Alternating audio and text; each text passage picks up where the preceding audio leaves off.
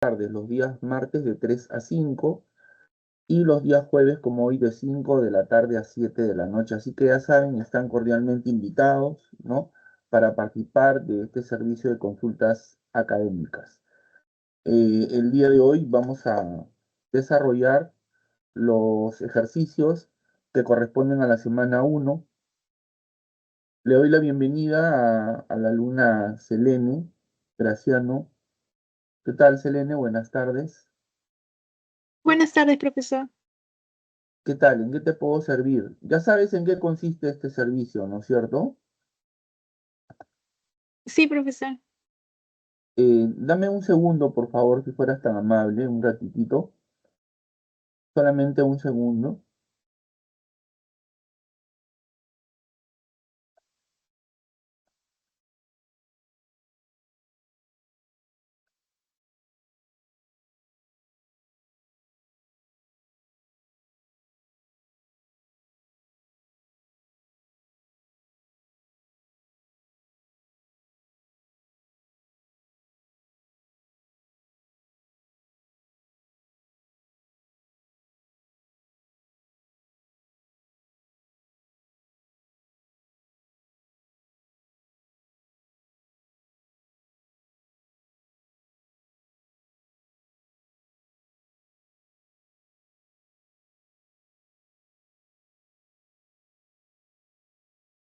Selene, ¿me escuchas? Sí, profesor. Tu nombre se pronuncia así, ¿no? Selene. Es Shelene. Selene, ya. Bueno, te preguntaba si es que sabes en qué consiste este servicio, ¿no? Es para aclarar las dudas del estudiante respecto de los conocimientos recibidos, ¿no? En el curso de filosofía, durante la semana o en semanas anteriores también, ¿no? Y también para profundizar algún punto que no te haya quedado claro. Entonces, estoy a tus órdenes. ¿En qué te puedo servir? Profesor, yo tengo una duda sobre Wittgenstein, que acá en el separate dice que clarificaba la lógica de las proposiciones en el lenguaje. ¿A qué se refiere ese término, profesor? Ah, ya, Wittgenstein, ¿no es cierto? El filósofo Wittgenstein, ¿no? ¿Te refieres a eso, no? Sí, profesor. Ya, mira, te lo voy a explicar de una manera bien sencilla, ¿ya? Pero déjame decirte antes que en cuanto a la definición de filosofía, te digo que no existe una definición única, sino que existen diferentes formas de entender qué es la filosofía, ¿no? En la separata de la semana 1 aparece la definición de Aristóteles, ¿no? Aristóteles define a la filosofía como eh, la ciencia teórica que estudia los primeros principios y las primeras causas de todas las cosas, ¿no? Y luego aparece la definición de Wittgenstein, ¿no? Es un filósofo contemporáneo, algunos lo consideran el filósofo más importante o en todo caso uno de los más importantes del siglo XX, ¿no? Bueno, Wittgenstein tiene una manera no solo diferente, sino contrapuesta, ¿no? Contraria a la forma como Aristóteles entiende la filosofía, ¿no? Porque, como ya te dije, para Aristóteles la filosofía es una ciencia teórica, ¿no? O sea, la filosofía es una teoría, ¿no? Tiene un corpus teórico, digamos, ¿no? Está compuesta por las diferentes teorías que los filósofos a lo largo del tiempo han desarrollado respecto de múltiples temas, ¿no? Entonces, para Aristóteles la filosofía es teoría. En cambio, para Wittgenstein la filosofía no es teoría, sino que es una actividad, ¿correcto? Es una actividad. ¿En qué consiste esta actividad según Wittgenstein? En clarificar o aclarar, que es lo mismo, las proposiciones de nuestro lenguaje. ¿Hasta ahí está claro, Chelene? Sí, profesor. Está claro, ¿no? Muy bien. Ahora, en su obra, Tratado Lógico Filosófico, eh, Wittgenstein se pregunta por el mundo, ¿no? Dice, ¿qué es el mundo? Y dice, el mundo es el conjunto de los hechos que ocurren, ¿no? O sea, eh, para Wittgenstein el mundo no está compuesto por cosas, ¿no? Sino que el mundo se compone por los hechos que ocurren, ¿no? Por ejemplo, es un hecho que ya estamos de tarde, ¿no? Es un hecho de que ya la tarde se está poniendo un poco nublada, ¿no? Es un hecho de que Lima es la capital del Perú, ¿no? Y así por el estilo, ¿no? Entonces, ¿qué es el mundo para Wittgenstein? Es el conjunto de hechos que ocurren, ¿no? El conjunto de hechos que suceden. Y esos hechos, según Wittgenstein, se expresan mediante nuestro lenguaje, a través de las proposiciones de nuestro lenguaje, ¿correcto? Se expresan mediante las proposiciones de nuestro lenguaje, ¿no? Pero resulta que hay proposiciones que nos remiten a hechos y hay otras proposiciones que no nos remiten a hechos. O mejor, hay proposiciones que nos remiten a hechos y que por eso tienen sentido, y hay proposiciones sin sentido porque no nos remiten a hechos. Entonces la pregunta es, ¿qué proposiciones tienen sentido? Bueno, las que nos remiten a hechos comprobables, observables, registrables, medibles, ¿no?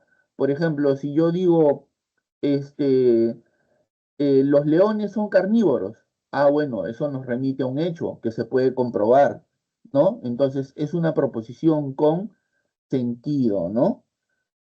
Si yo digo el sol es una estrella, bueno, se refiere a un hecho, al hecho de que el sol es una estrella y es algo comprobable, ¿no? Es algo que se puede constatar, ¿no? Pero hay otras proposiciones que no tienen sentido, puesto que nos remiten a, a entidades, ¿no? Eh, incomprobables, ¿no? Como por ejemplo, Dios creó el mundo de la nada o el alma es inmortal, ¿no? Porque, este, ¿qué es el alma? ¿No es cierto? Eh, ¿De qué color es el alma? ¿Cuánto pesa el alma? ¿No es cierto? O qué es Dios, cómo es, ¿no? ¿Dónde se encuentra, ¿no? Entonces, hay proposiciones con sentido, es decir, proposiciones que nos remiten a hechos del mundo y que se pueden comprobar, y proposiciones sin sentido, es decir, que nos refieren a entidades inobservables, ¿no? Que no se pueden contrastar, digamos, ¿no?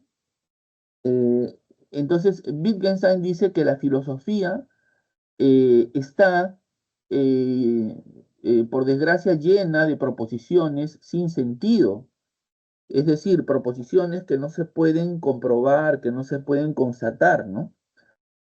Como por ejemplo, el alma es inmortal, el alma es la forma del cuerpo, o por ejemplo, la nada nadea, que es una expresión muy conocida del filósofo contemporáneo Martin Heidegger, ¿no?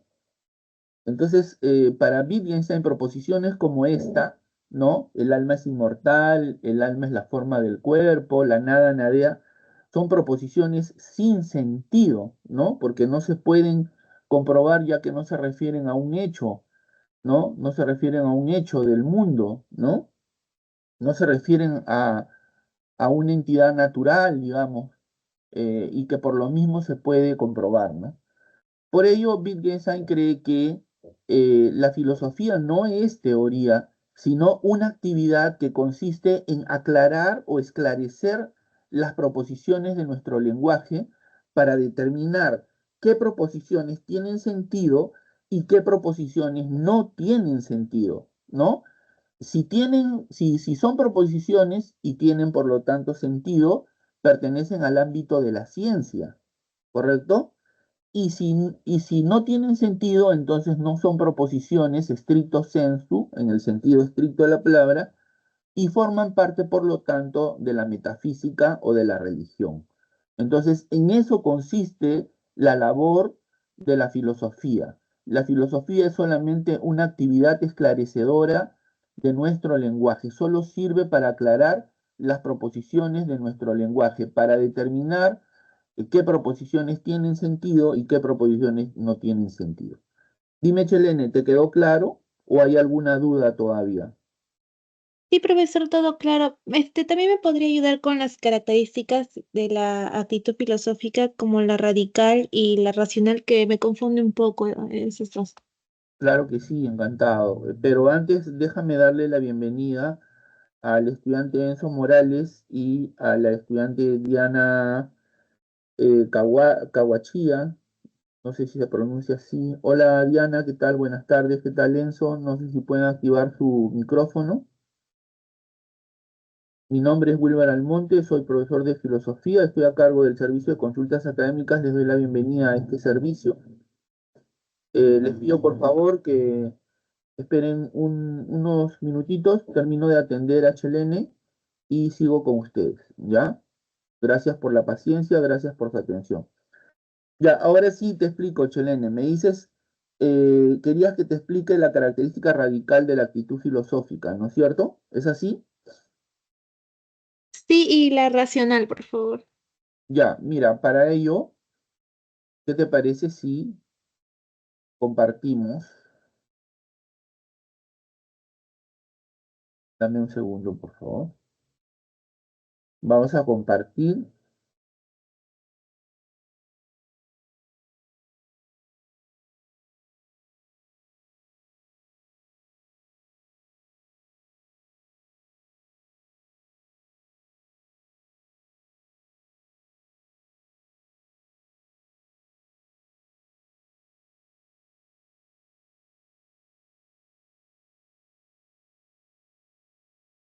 Ya, acá lo tengo.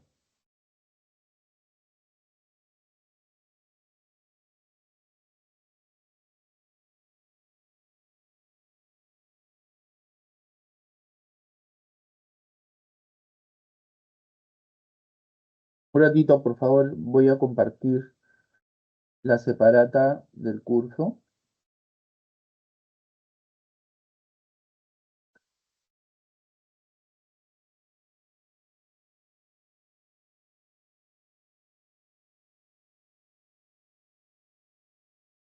Ya, ahora sí.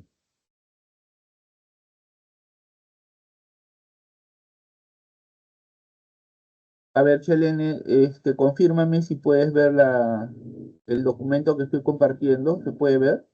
Sí, profesor, sí se llega a ver. Ya, mira, propongo lo siguiente. Yo voy a ir leyendo y te voy a explicar las características que tú deseas. ¿Te parece? Ok, profesor. Mira, como dice aquí, la actitud filosófica es una forma de reaccionar frente a los diversos sucesos que ocurren en el mundo, ¿no? Es una forma de reaccionar ante los hechos, ante los sucesos y objetos que ocurren en la realidad, ¿no? Hay distintas clases de actitudes, ¿no? La actitud religiosa, ¿no? Por ejemplo, el religioso ve la presencia de Dios en, qué sé yo, ¿no? En la naturaleza, ¿no? En ciertos acontecimientos, ¿no? Este, toma como sagrado o como sagrada ciertos objetos, como por ejemplo la Biblia, que es un libro, ¿no? Para los religiosos, cristianos, católicos, la Biblia es un libro que tiene carácter sagrado, ¿no? Entonces hay diferentes tipos de actitudes, ¿no? La actitud religiosa, la actitud científica, y entre estas clases de actitud, o sea, entre estas formas de reaccionar frente a lo que acontece en el mundo está la actitud filosófica. La actitud filosófica es una reacción reflexiva, ¿no? Que experimenta el hombre ante situaciones determinadas, tales como la muerte, ¿no? El sentido de la vida, ¿no? La pobreza, las guerras, la libertad, la belleza, bueno, etcétera, etcétera, ¿no? Es una forma de reaccionar ante los hechos del mundo y que nos lleva a preguntarnos por qué ocurren las cosas de esta manera, ¿no? ¿Cuál es el origen, ¿no? De ciertas cosas y así por el estilo, ¿no? Por ejemplo, cuál es el sentido de la vida, ¿no es cierto? ¿Cuál es el origen de la vida? Y así por el estilo, ¿no?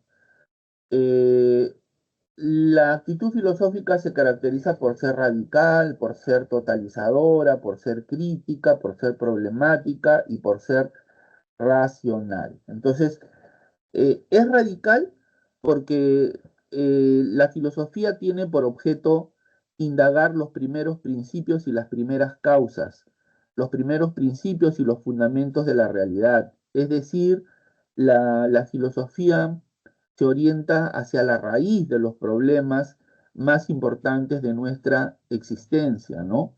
Por ejemplo, tú sabes que los primeros filósofos, a los cuales se les llama cosmólogos o cosmológicos o naturalistas, si quiere, ¿no? Si se quiere, porque buscaron los fundamentos del cosmos, ¿no? Buscaban el principio del cual procede todo, y a ese principio lo llamarían arjé, ¿no? Arjé. Arjé quiere decir principio, fundamento, ¿no? Por ejemplo, para Tales de Mileto, el agua es ese principio, ¿no? Es esa materia prima, esa materia primera, es ese arjé del cual proviene todo, ¿no? Para otros filósofos no es el agua, sino el aire, ¿no? Anaxímenes dice eso, por ejemplo, y así por el estilo, ¿no? Pero ¿por qué te digo esto? Porque cuando estos filósofos buscan el arjé, o sea, el principio de todo, de dónde proviene todo, están asumiendo una actitud radical, están yendo a la raíz del problema, ¿no es cierto? A la raíz de un problema esencial, ¿no? Entonces, por eso es que la actitud filosófica es radical, porque va a la raíz, no se queda en lo particular, ¿no? No se queda en lo superficial. Siempre las preguntas que se hacen los filósofos se orientan a desentrañar los fundamentos, ¿no? Los principios de todas las cosas, ¿no? Por ejemplo, cuando uno se pregunta, ¿qué es la justicia? ¿O qué es el bien? ¿En qué consiste el bien? ¿No? Bueno, está asumiendo una actitud radical, ¿no? Que es lo propio de la actitud filosófica, ¿no? Por otro lado, la actitud filosófica es racional, ya que el filósofo eh, plantea argumentos, ¿no? Propone teorías, ¿no? Elabora razonamientos, ¿no? Para dar cuenta de los problemas que estudia, ¿no? Por ejemplo, tú sabes que si se quiere, el aspecto medular en la filosofía de Platón, el aspecto central, el corazón de la filosofía de Platón es la teoría de las ideas, ¿no? Así como en Aristóteles, por ejemplo, hay varias teorías que son centrales, por ejemplo, la teoría hilemórfica, ¿no? O hilemorfista, bueno, etcétera, etcétera, ¿no? La teoría de las cuatro causas, ¿no? Entonces, los filósofos plantean argumentos eh, lógicamente constituidos, proponen teorías con las cuales buscan que explicar los problemas que quieren, sobre los cuales quieren reflexionar, ¿no? Bueno, espero que te haya sido útil mi explicación, Chelene, no sé si está claro. Sí, profesor. Una última consulta más. La problemática es donde busca dar más preguntas que respuestas, ¿verdad? Claro, bueno, eso no sé dónde lo has encontrado, de dónde sacas esa idea que es correcta, por cierto, pero me intriga, ¿de dónde has sacado esa idea? De algunas conclusiones que mi docente estaba dictando.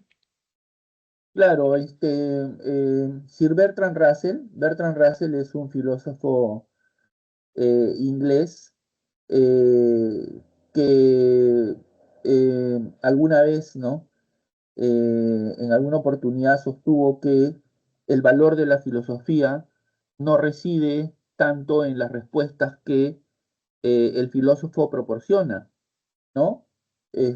Porque de hecho ninguna respuesta que da el filósofo es una respuesta definitiva, o sea, para siempre, concluyente, o sea, las respuestas que dan los filósofos no cancelan un problema, no solucionan un problema, como sí ocurre, por ejemplo, en otras ciencias, ¿no? En las que cuando se encuentra la respuesta a un problema, pues ese problema queda resuelto y se acabó, ¿no es cierto? En la filosofía no ocurre eso.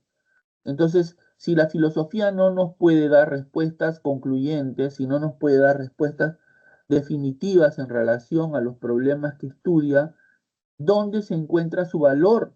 Según Bertrand Russell, el valor de la filosofía no reside tanto en las respuestas, sino en las preguntas que el filósofo se hace, ya que esas preguntas amplían el horizonte de nuestros conocimientos, ¿no? Así como también el horizonte de lo que es posible y lo que no es posible, ¿no? O sea, esas preguntas que el filósofo se propone, eh, nos ayudan a profundizar, ¿no? Nos ayudan a profundizar nuestros conocimientos, ¿no? Son como un faro cuya luz orienta nuestro caminar reflexivo por el mundo, ¿no? ¿Se entendió, Chelene? Sí, profesor, muchas gracias.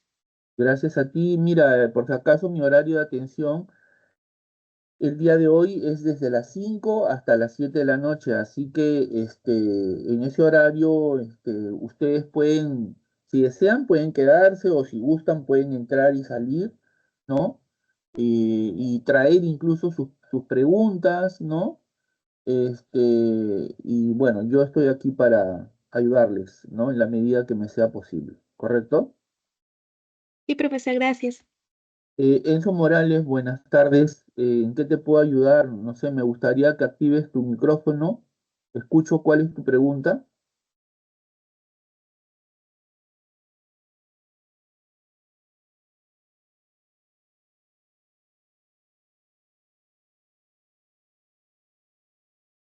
Enzo, ¿cuál es tu pregunta? Si no puedes activar tu micrófono, puedes utilizar el chat, ¿no?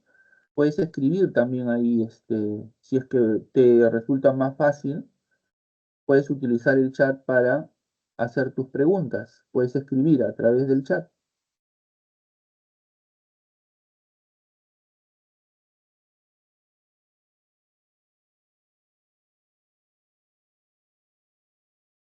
No te escucho, Enzo, estás silenciado.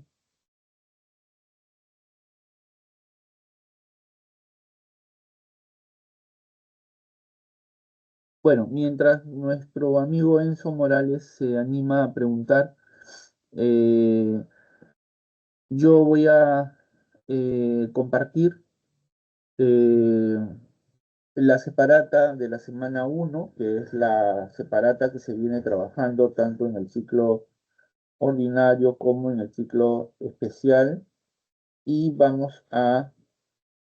eh, vamos a resolver algunas preguntas. Le doy la bienvenida a Inti Zamora. Mariana, ¿qué tal, Mariana? Buenas Buenas tardes, tardes. profesor. Tu nombre es Mariana, ¿cierto? Sí, profesor. ¿Qué tal? Bienvenida al servicio de consultas académicas. Yo soy el profesor Wilber Almonte, soy profesor de filosofía. ¿Primera vez que ingresas o ya has entrado antes? No, ya entré antes. Ah, claro, claro, algo me decía. ¿Qué tal, Mariana? ¿En qué te puedo servir? Profesor, una pregunta sobre el examen del ciclo anterior era sobre, la respuesta era metafísica. Ya, ¿Podría explicar un poco sobre esa disciplina, por favor? claro que sí. Dime, en la separata, bueno, que yo recuerde, Entre las disciplinas filosóficas no se habla sobre la metafísica, ¿no? No, pero así preguntaron en el examen. Dice que la que se ocupa de estudiar la naturaleza del ser y la existencia. Claro, exacto. A ver, dame un segundo, por favor.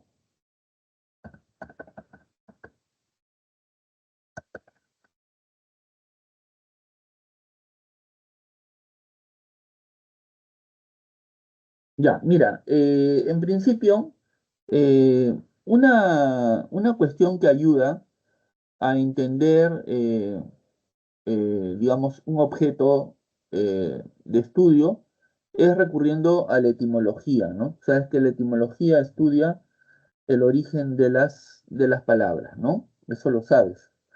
Entonces, eh, la palabra metafísica está compuesta por dos voces de origen griego. Meta, que quiere decir más allá, y physis, que quiere decir naturaleza, ¿correcto? Meta, que quiere decir más allá, ir más allá, y physis, que quiere decir naturaleza, ¿no? Entonces, metafísica significa más allá de la naturaleza, más allá de lo natural, más allá del mundo natural, ¿no? Entonces, es el nombre que utilizó Andrónico de Rodas para eh, clasificar las obras de Aristóteles, ¿no? Andrónico, un filósofo que se ocupó de clasificar las obras de Aristóteles, lo hizo en atención a aquellas obras que estaban orientadas al mundo natural, al mundo físico, ¿no? Y otras, ¿no? Que estaban orientadas a aquello que está más allá del mundo físico, ¿no? Entonces así es como clasificó las obras, ¿no? Física y metafísica, ¿no es cierto? O primera filosofía, física, la segunda filosofía, perdón, es la física y la primera filosofía o filosofía primera es la metafísica, ¿no? Si se quiere, ¿no? Eh, Vamos a ver aquí, a ver. La metafísica es una disciplina filosófica que estudia al ser, ¿no? Los principios del ser, ¿no?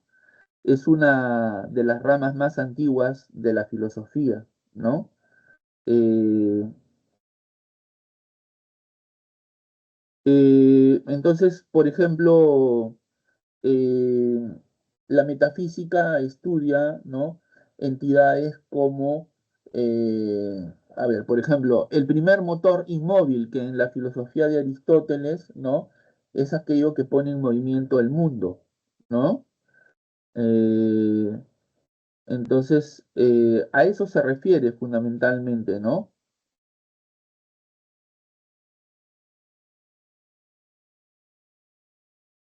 Repito, también se le denomina filosofía primera, ¿no? Ya que se ocupa sobre los principios, los primeros principios y las primeras causas de todo cuanto existe, ¿no?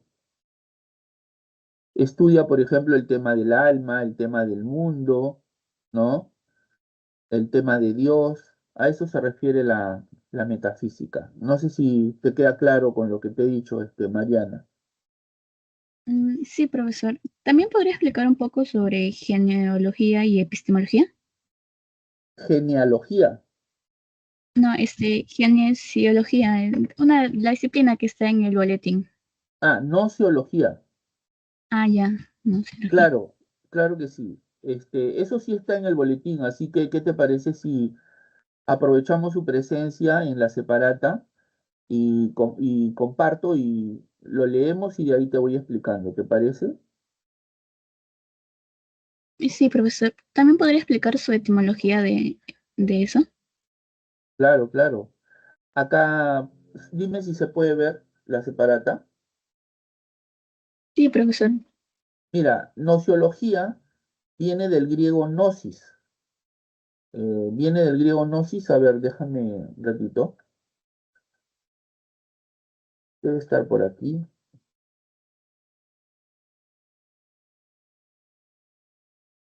Ya, acá está, mira. Viene del griego gnosis, que quiere decir conocimiento, y de logos, L-O-G-O-S, logos, que quiere decir teoría, ¿no? Bueno, en realidad logos es una palabra que tiene muchas acepciones, muchos significados, ¿no? Significa teoría, significa estudio, significa investigación, significa palabra, significa verbo, bueno, significa muchas cosas, ¿no? Pero para no entramparnos en dificultades, vamos a quedarnos con que eh, logos significa teoría, ¿no? Entonces, la nociología es la teoría del conocimiento, ¿no? Es la disciplina filosófica que estudia todo lo relativo al conocimiento, ¿no? Existen diferentes problemas que se estudian desde la perspectiva de la nociología. Por ejemplo, mira, acá en esta tabla, este cuadro, dice, estudia la posibilidad, origen y esencia del conocimiento, ¿no? Posibilidad, origen y esencia del conocimiento, así como también el problema de la verdad, ¿no? Que está íntimamente ligado con el conocimiento, ¿no? Entonces, la nociología estudia la posibilidad del conocimiento. ¿Es posible el conocimiento? ¿Es posible que el ser humano pueda conocer las cosas tal como son? O el ser humano no puede conocer las cosas tal como son? Su conocimiento solo es parcial, o de repente el hombre no puede conocer nada, ¿no? ¿De dónde surge el conocimiento? Surge de la razón, surge de la experiencia, ¿no? ¿Cuál es la naturaleza o cuál es la esencia o naturaleza del conocimiento? ¿Dónde está el conocimiento? ¿En el objeto? ¿O está en el sujeto?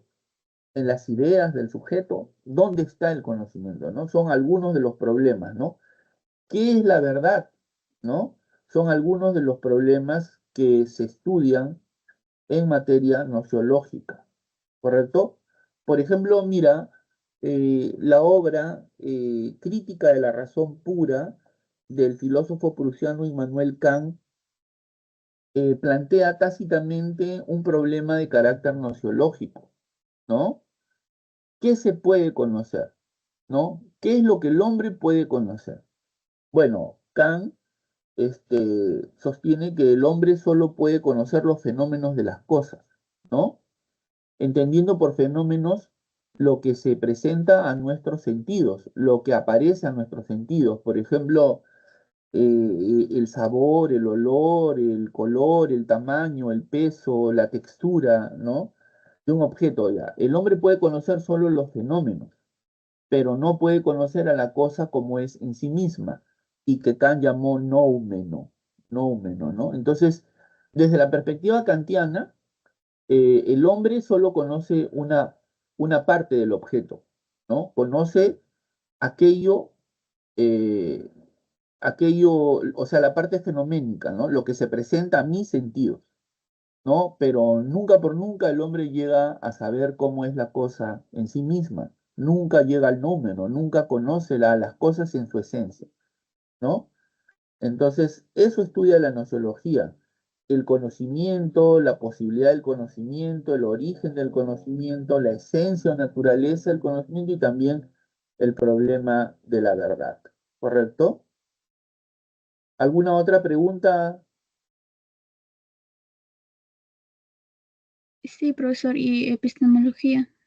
Ah, ya, la epistemología, mira, del griego episteme, que quiere decir ciencia, y logos, que quiere decir teoría, ¿no? Ya lo dije, teoría. La epistemología es la teoría de la ciencia, la teoría de la ciencia, ¿no? La epistemología estudia la ciencia, ¿no es cierto?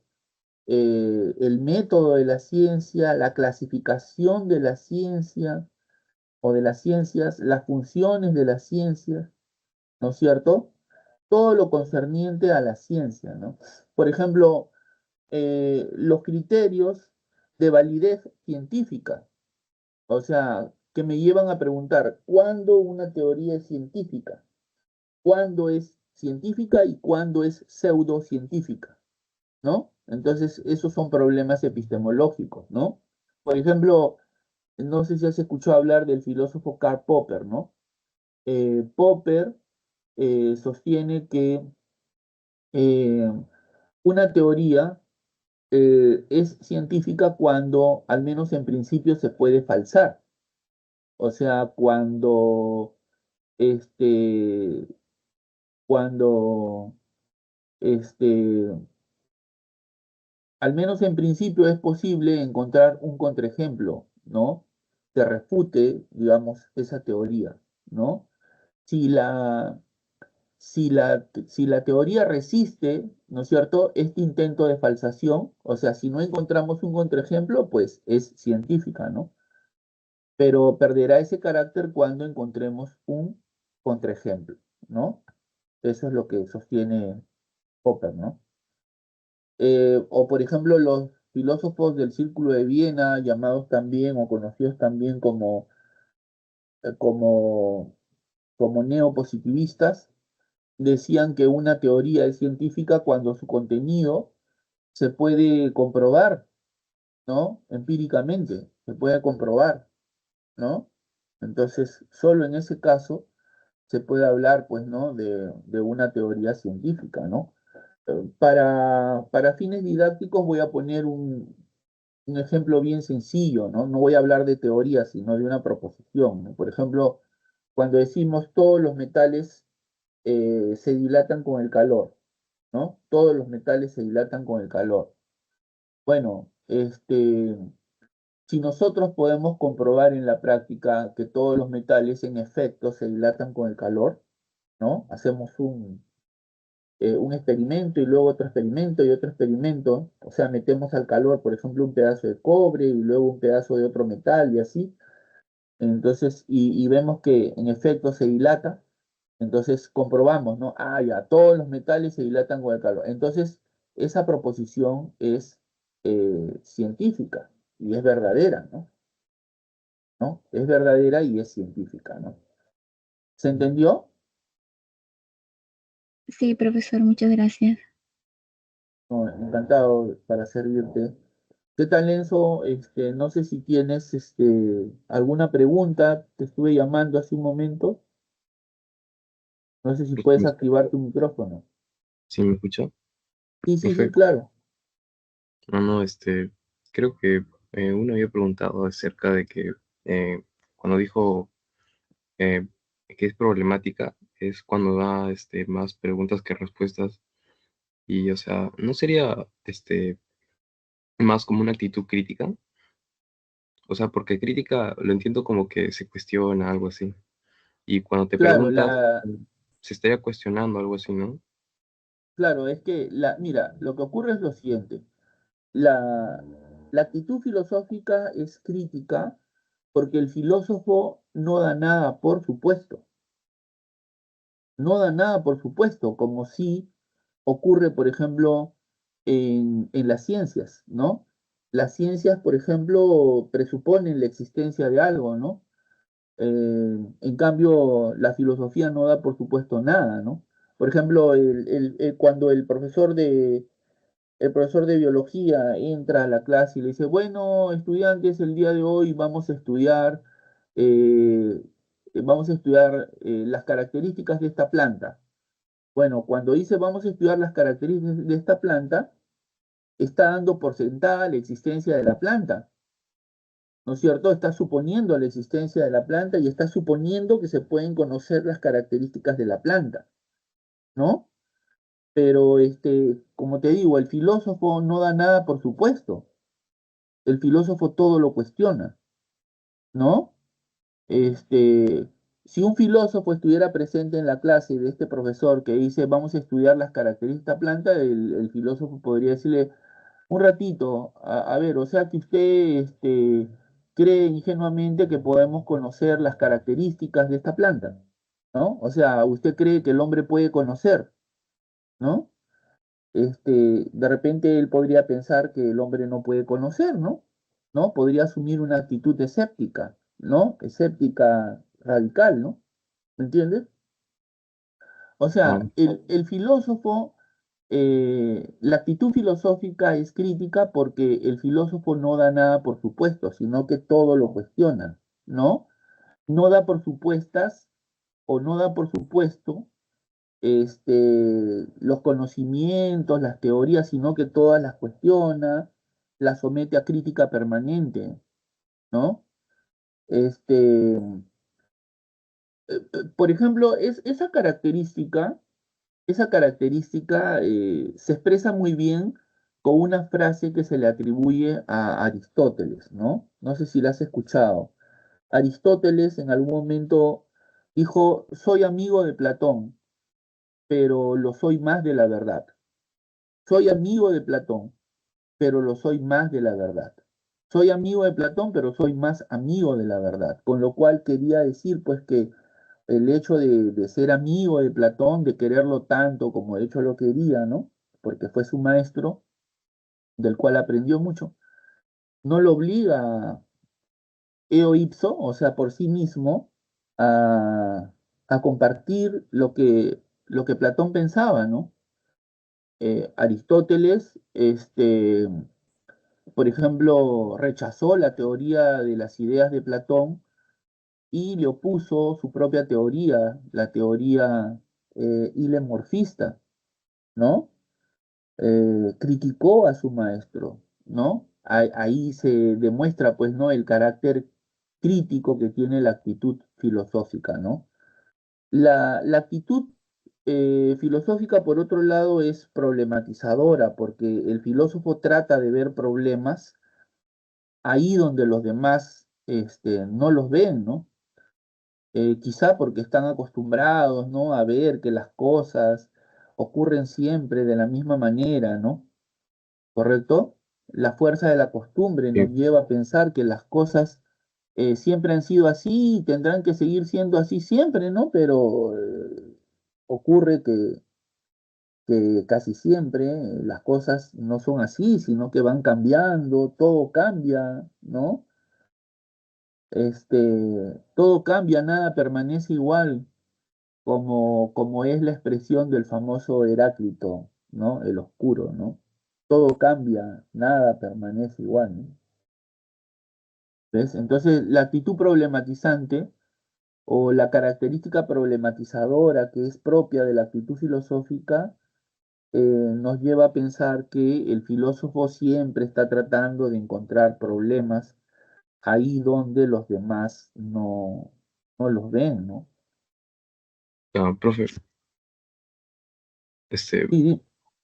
¿y cómo los diferencio en cuando me dicen problemática y crítica? O sea, si me preguntan, o sea, una persona que se está cuestionando, ¿ahí necesariamente es crítica? No O, necesariamente es crítica. Podría ser una actitud problematizadora. Por ejemplo, mira, si yo te digo, cuando el filósofo Kant consideró que las cuatro grandes interrogantes de la filosofía son qué puedo conocer, qué debo hacer, qué me cabe esperar, qué es el hombre, qué actitud o qué característica de la filosofía está expresando. Repito, cuando el filósofo Kant, ¿problemática? claro, pues, ¿no? Y los problemas, ¿cómo se expresan? Mediante Claro, mediante preguntas, ¿no? sí. Mediante preguntas, como por ejemplo, ¿es posible conocer la realidad? ¿No? O por ejemplo, ¿de dónde surge el conocimiento? De la experiencia, de la razón, ¿no? Ahí está presente la actitud eh, problematizadora, ¿no?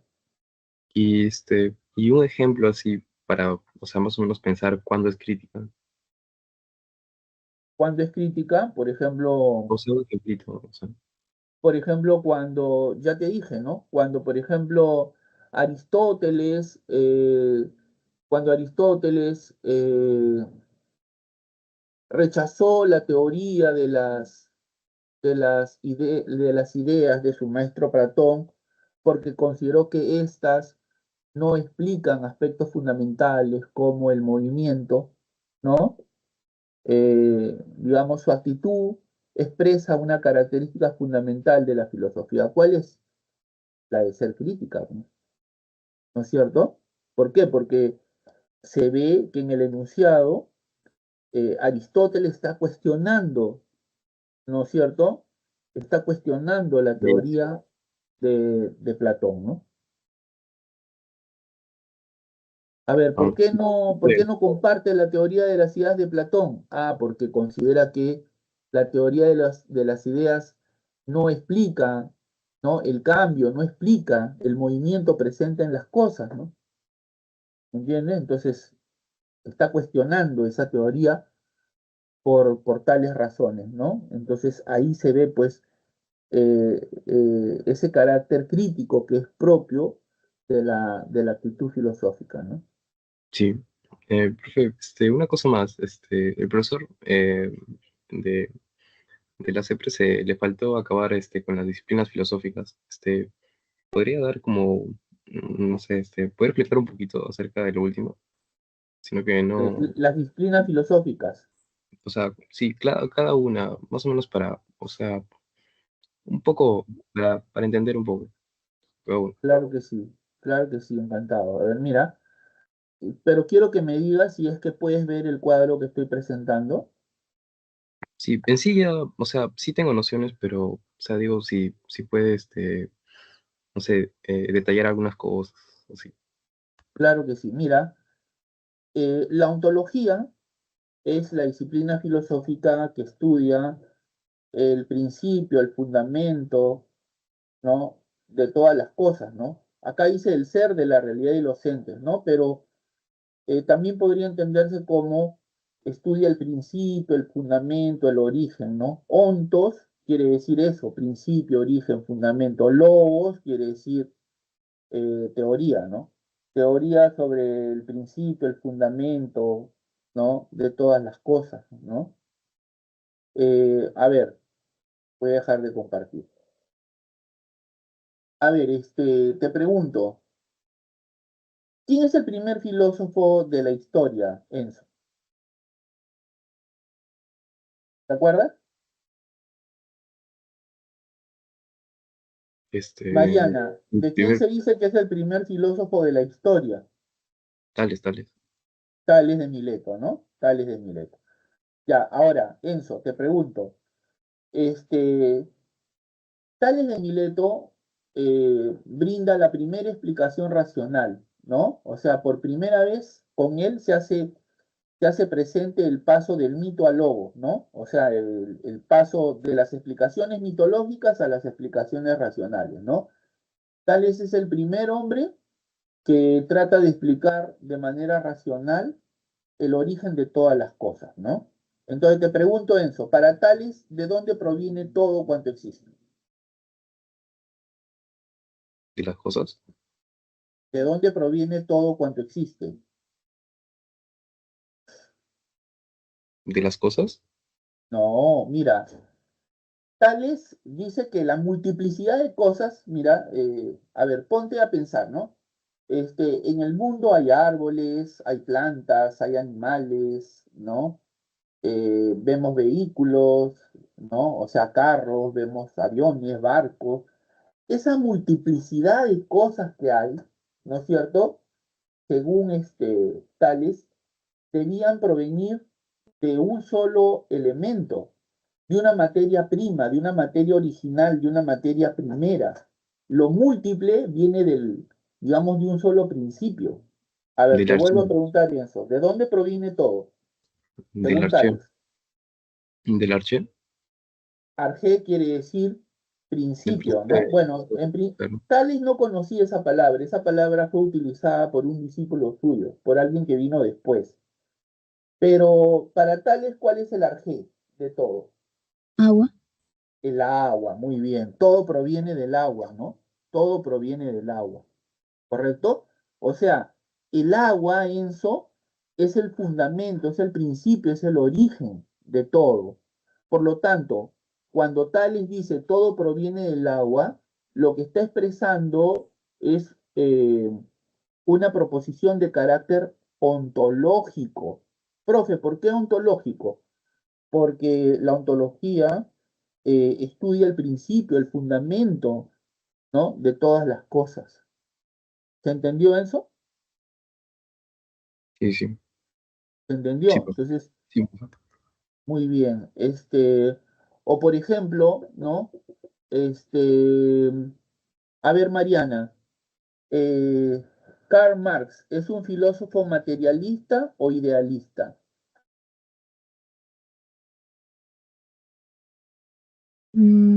Materialista. Claro, materialista, ¿no? Marx dice que en el principio es la materia, ¿no? El marxismo, ¿no? Desarrollado por Marx junto a su amigo Friedrich Engels, supone una ontología materialista, ¿no? Porque sostiene que el fundamento de todo es la materia, ¿no? Todo es, todo proviene de la materia, ¿no? Así como para Hegel, ¿no? Todo proviene de la idea absoluta. Entonces, a ver, Enzo, te pregunto, si para Hegel todo proviene de la idea absoluta, ¿su ontología es materialista o idealista? si para Hegel, como dijo, proviene. Y para Hegel todo proviene, si todo proviene de la idea absoluta, del espíritu absoluto, entonces su Idealista, ontología es materialista o idealista. idealista. ¿Ya ves? Ahí está, ¿no? Ahí está, ¿no? Luego viene la antropología Profesor, filosófica, ¿no? La podría, antropología filosófica que estudia... Sí, dime, te escucho. disculpe, ¿podría decirle entonces a Angels que es un ser ideal, algo así? ¿O estaría mal? No, Engels, Engels es colaborador de Marx y ambos son materialistas. Habrás querido decir Hegel. Hegel es Ah, idealista, sí, es sí, un filósofo. perdón, perdón. Hegel era, Hegel sí. es un filósofo idealista. No es un filósofo, no es un hombre ideal, es un filósofo idealista, ¿no? Ahí Que está. tiene una perspectiva idealista del mundo, ¿no? Idealista en tanto que, o para hablar con más precisión, ¿no? Hegel es un filósofo que plantea una ontología idealista, ¿no? ¿Se entiende? Sí, sí, sí. Muy bien. Luego viene la antropología filosófica, ¿no? Que estudia el origen del ser humano, la esencia o naturaleza del ser humano, el sentido de la vida, entre otros problemas, ¿no es cierto? La nociología, que como ya dije, estudia el conocimiento, la posibilidad, origen y esencia y naturaleza del conocimiento, así como también el problema de la verdad. La epistemología, que estudia la ciencia. La axiología, que estudia los valores, sus características, fundamentos, los juicios axiológicos. La ética, que estudia la moral, ¿no? El fundamento de la moral, el valor del bien. La estética, que estudia la belleza, el arte, etcétera. La filosofía política, que estudia el Estado, el poder, entre otras cosas, ¿no? A ver, por ejemplo, la pregunta, ¿qué podemos conocer? ¿De qué carácter es, Enzo? ¿Qué podemos conocer? ¿De qué carácter es? No sé, Axiológico, nociológico, ¿no? Así es. ¿podría dar un caso de un fundamento axiológico? Claro, por ejemplo, hay filósofos que consideran que el valor de las cosas está en el objeto y son por ello objetivistas. Hay otros que consideran que el valor de las cosas no está en el objeto, sino que es creado por el hombre y son por ello subjetivistas. ¿Me entiendes? O sea, para los subjetivistas, el hombre es el que le atribuye valor a las cosas, ¿correcto? Para los objetivistas, el hombre solo descubre el valor que ya tienen los objetos por sí mismos, ¿entiendes? Ahí tienes una cuestión relevante en materia axiológica. ¿Está claro? Sí, sí, ya lo entendí. Muy bien, creo que con eso ya te he ayudado un poquito. Este, no sé si Mariana tiene alguna otra pregunta.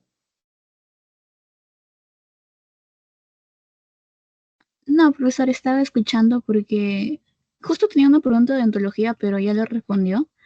porque Ontología. sí, pero ya lo explicó, porque mi pregunta era sobre el examen del 2025-2, que de una pregunta, pero con su explicación ya me ayudó, profesor, gracias. ¿Podrías leer la pregunta? Sí, Para, pero dame un segundito, quiero abrir la ventana porque está haciendo mucho calor acá. ¿Me dan 10 segundos, por favor? Un ratito. sí, profesor. Ratito, ¿eh?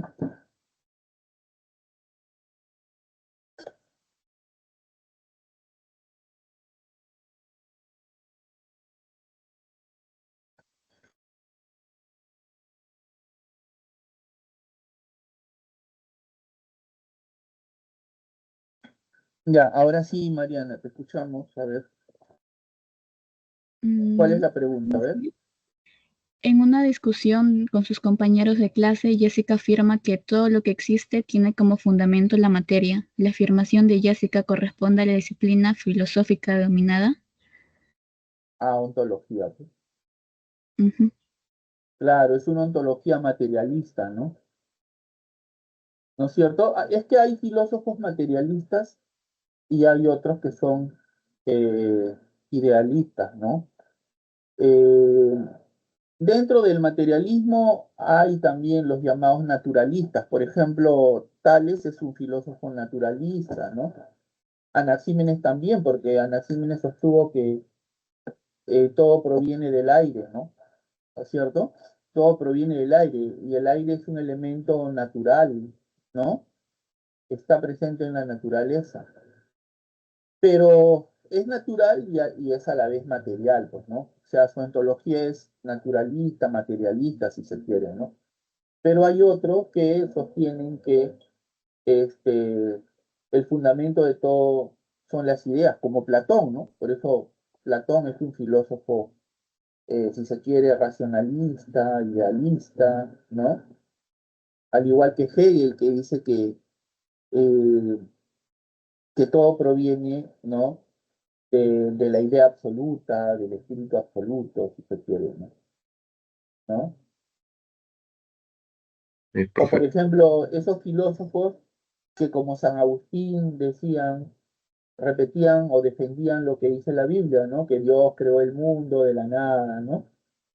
Entonces, la ontología de su filosofía es idealista, pues, ¿no? ¿De dónde proviene todo? De la idea Dios, ¿no? De Dios, que es una idea. ¿Se sí, entendió? sí. Muy bien, entonces, si no eh, tienen preguntas, podemos aprovechar, miren, porque todavía nos queda una horita para seguir este, trabajando y aprovechando el tiempo. Si no les molesta y tienen un poco de tiempo, yo puedo ir hablando un poquito sobre las demás disciplinas filosóficas o de repente podemos abordar otro punto, depende de ustedes, ¿no? No, profe, antes que continúe, ¿cómo, o sea, en lo de antropología filosófica, cuando dice esencia del ser humano, o sea, ¿cómo, cómo lo debo interpretar? ¿Todo lo que hace que seamos nosotros, algo así? ¿O cómo sería? Cuando nos preguntamos por la esencia o por la naturaleza del hombre, lo que queremos decir es si es que el hombre es un ser material o es un ser fundamentalmente espiritual, ¿no? Por ejemplo, Max Scheler es un filósofo que sostiene que lo que caracteriza al hombre, lo determinante en el hombre, lo que hace que el hombre sea un hombre es el espíritu, ¿me entiendes? Es el espíritu. Cuando Max Scheler dice lo que define, lo que determina al hombre es el espíritu, está brindando un planteamiento de carácter antropológico filosófico. ¿Me entiendes? ¿Quién era el que decía que primero era, primero nacemos y después tenemos, después viene la esencia, algo así he escuchado. Claro, el hombre primero es existencia y después es esencia. Sí, Jean-Paul Sartre, Sartre. Ah, Sartre, ya está. Claro, él decía que primero posee, el hombre primero posee existencia, ¿no? Y la esencia es algo que él va construyendo con sus elecciones, ¿no? Heidegger también opina lo mismo, ¿no? Heidegger. Es que ambos son existencialistas, ¿no? Y los existencialistas, aunque tienen planteamientos distintos, es más, hasta algunos de ellos se negaron a recibir ese calificativo de existencialistas, aunque sus planteamientos son distintos, comparten ciertos puntos en común, ¿no? Por ejemplo, el haber reflexionado sobre la existencia, ¿no? Entonces, un punto en común en los existencialistas es la idea esta de que la existencia precede a la esencia, ¿no? La existencia precede, o sea, es anterior a a la esencia, ¿no? El hombre va construyendo su esencia eh, con base en sus decisiones, en sus elecciones, ¿no? El hombre elige lo que quiere ser, ¿no? No es que la esencia nos viene dada por Dios, ¿no? Desde que nacemos ya tenemos una naturaleza como se pensaba, pues, anteriormente, ¿no? En la antigüedad, por ejemplo, se pensaba que el hombre tiene una esencia que lo define, que lo distingue, ¿no? Los existencialistas se encargaron de brindar un planteamiento muy distinto y totalmente novedoso en este sentido, ¿no? Los existencialistas son muy originales en este sentido porque afirmaron que el hombre primero es inexistente, ¿no? Su esencia, o sea, lo que lo define, eso lo va construyendo a lo largo del tiempo, ¿no? Y su esencia se construye en base a las decisiones que toma, a las elecciones que realiza, ¿no? Durante su vida, ¿no? ¿Me entiendes? Sí, entonces, no, no sé si está bien si digo su esencia está en base a su existencia. ¿Estaría bien? ¿Cómo? No te he escuchado, discúlpame. Si yo digo su esencia está en base a su existencia, ¿estaría bien? Ah, su esencia está en base a su existencia. Ajá, o sería muy Y ambiguo. si quieres dar a entender con ello de que su esencia depende de su existencia, porque, o sea, para tener esencia primero tienes que existir, ¿no? Entonces, si quieres decir, si has querido decir eso, sí, pues sí, ¿me entiendes? ¿Y, ¿y Schiller fue quien lo contradijo o quién era quien, o sea, no estaba, dijo No, que lo que primero, pasa es que hay sí, diferentes puntos de vista, ¿no? Porque, por ejemplo, mira, hay filósofos que sostienen que el hombre, la esencia del hombre es la de ser material, ¿no? ¿Me entiendes? El hombre es un animal, por ejemplo, ¿no? ¿De dónde proviene el hombre? De la naturaleza, ¿no? El hombre proviene del mundo animal, es un animal más, solo que se distingue de los demás animales, no porque tenga una esencia distinta a ellos, ¿no? Porque de hecho nuestro ADN en algunos casos no difiere grandemente del ADN de otros, ¿no? Animales, sino por su grado evolutivo alcanzado, ¿no? Algunos sostienen esto, ¿no? Los evolucionistas o los que aceptan la teoría evolucionista, cuyo mentor es Darwin, tú lo sabes, dicen que el hombre no tiene una naturaleza especial, una naturaleza que lo distinga del resto de la animalidad existente, sino que el hombre solo se distingue por el grado de desarrollo evolutivo, por el grado de desarrollo que ha alcanzado a lo largo del tiempo, ¿no? Si pudiéramos, con un dibujo, ¿no? Este, tratar de describir cómo es la vida, bueno, diríamos que es como una escalera. Si es así, digamos que en el primer peldaño, en el peldaño más alto, ahí está el hombre, ¿no? Es el animal, digamos, que ha evolucionado más, ¿no? El que ha evolucionado más, ¿no? Entonces, el grado de desarrollo alcanzado a lo largo del tiempo es lo que lo diferencia, ¿no? Del resto, ¿no? Eh, Sí, profe. por ejemplo, Sí, Nietzsche, no sé si has oído hablar de Friedrich Nietzsche, sí. es un filósofo muy provocador, ¿no?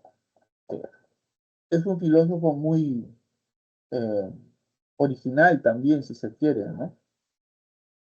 Nietzsche, por ejemplo, dice que el hombre proviene de la naturaleza, es un animal como el resto de animales. eh, eh, lo que lo distingue al hombre es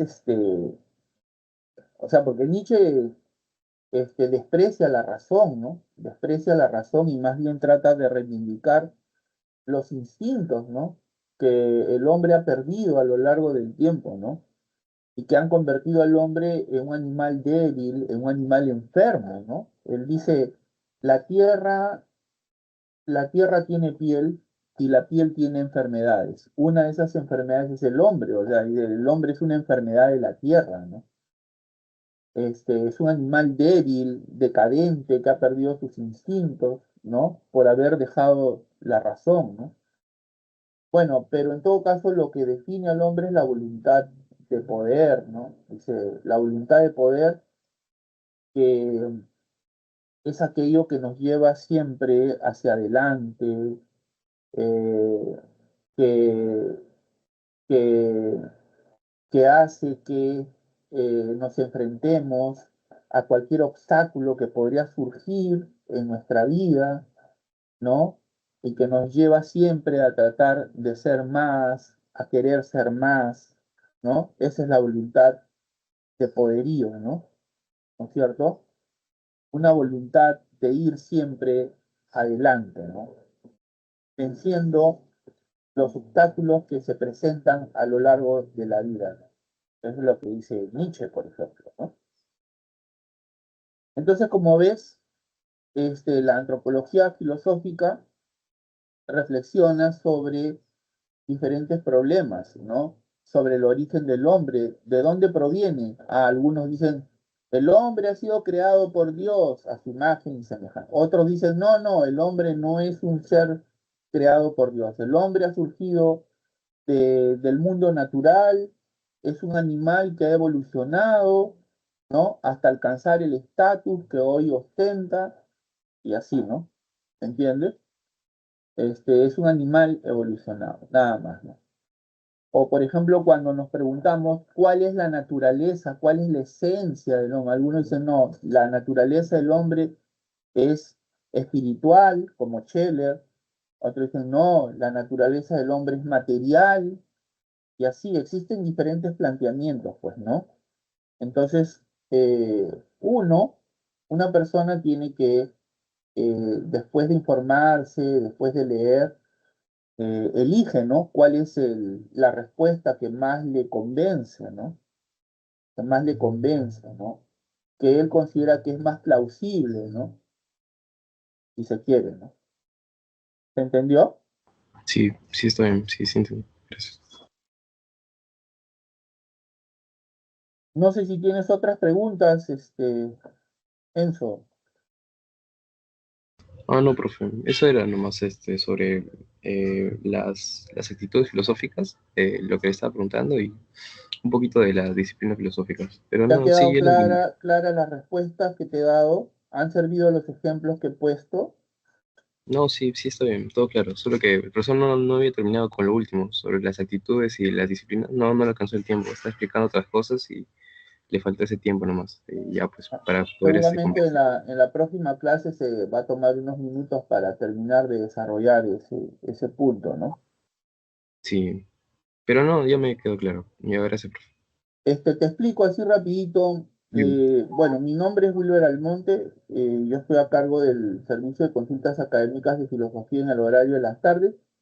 Y mi horario los días martes de 3 a 5, los días martes de 3 a 5 y los días jueves de 5 de la tarde a 7 de la noche. Así que cuando gustes, puedes ingresar. Si tienes amigos o conoces a alguien que esté matriculado en el presente ciclo, invítale, por favor, invítale para que ingresen cuando, cuando deseen, cuando necesiten hacerlo, que acá se les va a brindar la ayuda que ellos exijan, ¿no? Que ellos requieran, ¿ya? Sí, está bien. Gracias, profe. Gracias Hasta a ti. luego. Hasta luego. Bueno, vamos a hacer una pequeña pausa, ¿no? Unos minutitos. No se vayan, por favor, ya regresamos en unos momentos. Buenas tardes, bienvenidos nuevamente a la sesión de consultas académicas. En vista que todavía no ingresan estudiantes, vamos a proceder a resolver las preguntas de la evaluación de la semana 1, para lo cual voy a compartir la separata de dicha semana, ¿correcto? Un momento, por favor. Bueno, ahí estamos viendo la lectura complementaria que forma parte de la evaluación de esta semana. Entonces a, voy a dar lectura y luego voy a leer la pregunta que sigue y luego vamos a pasar a desarrollar los ejercicios de clase, ¿correcto? Muy bien, vamos entonces. Hacemos preguntas para aprender a vivir mejor. De la respuesta a cada una de esas preguntas depende lo que haré después. Solo quiero saber para actuar. Cuando ya sé lo que debo hacer, tacho la pregunta y paso a otra cuestión urgente. Pero, ¿y si de pronto se me ocurre una pregunta que no tiene nada que ver con lo que vaya a comer, ni con mis viajes, ni con las prestaciones de mi móvil, ni siquiera con la geografía, la física o las demás ciencias que conozco? Una pregunta con la que no puedo hacer nada y con la que no sé qué hacer. Imagínate que se te ocurre preguntar, ¿qué es la existencia? La pregunta por la existencia no tiene nada que ver con lo que vas a hacer, sino más bien con lo que tú eres. La existencia es algo que tiene que ver contigo. No es una cuestión nada fácil de responder. Si quieres saber qué es la existencia, ¿a quién se lo preguntas? La verdad es que no hay especialistas en ese tema.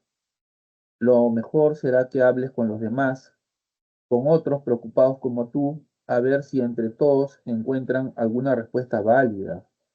Y no creas que se trata solo de la pregunta por la existencia. Si quieres saber qué es la libertad o la muerte o la verdad o algunas otras grandes cosas así, te sucederá lo mismo.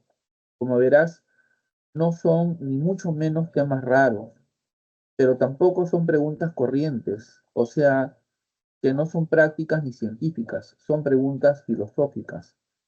Llamamos filosofía al esfuerzo por contestar esas preguntas y por seguir preguntando después. Porque una característica de la reflexión filosófica es no conformarse fácilmente con la primera explicación que tienes de un asunto.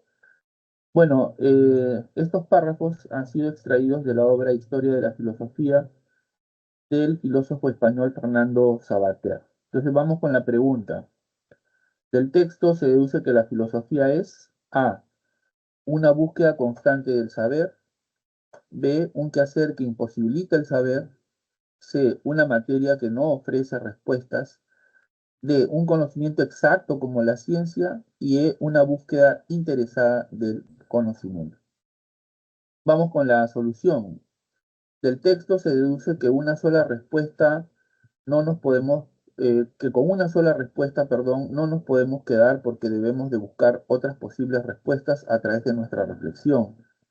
De esta forma se concibe a la filosofía como una constante búsqueda del saber.